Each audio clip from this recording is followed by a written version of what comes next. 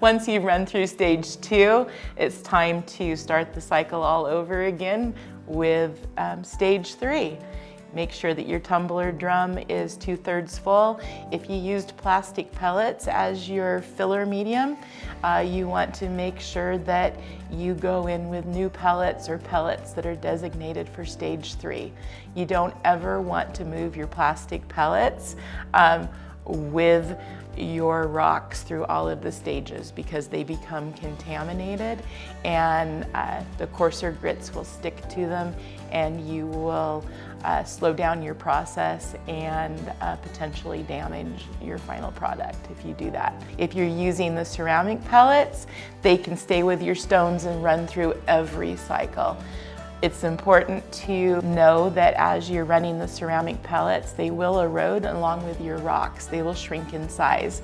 You can continue to reuse those ceramic pellets for as many times as they will allow you to use them. Pretty soon they're going to get pretty small. One thing that I like to encourage you is that when you're running your tumbler and you're selecting your stones, be sure to use different size rocks. So if you got small rocks mixed with larger rocks, those small rocks become workers and they'll get into those cracks and those little hard to reach places and you'll get a really nice load. Using the small stones, they might not be left, like they might be awesome aquarium gravel in the end.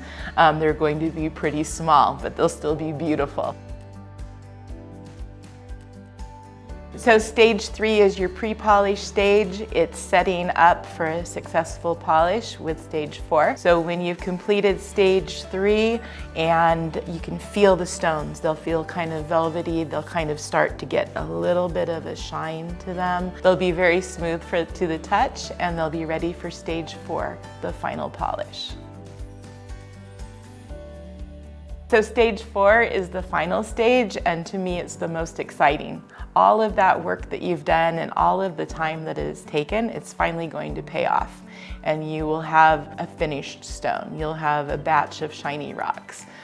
It's very exciting. So you're going to put your stones in the tumbler. It's very important to keep it 2/3 of the way full still. If you had been using a filler medium, make sure that that goes back into the tumbler load. Very important if you're using plastic pellets that they be fresh and only used for that final polish. If you have a smaller tumbler, I encourage you to check your stones after 3 days. So if your tumbler is like between 1 and 3 pounds, check after 3 days. If it's larger than that, you can let it run for the full 7 days and you'll have a great polish. After you have polished your stones, the final cycle, you're going to rinse them just like you did for the other stages and set them out to dry or dry them off. If you're happy with the polish, they're done. There's a next step that you can do that's optional, and that's burnishing. The purpose of burnishing is to bring out that extra shine that you can get. Makes the stone more vibrant, and it just makes it spectacular.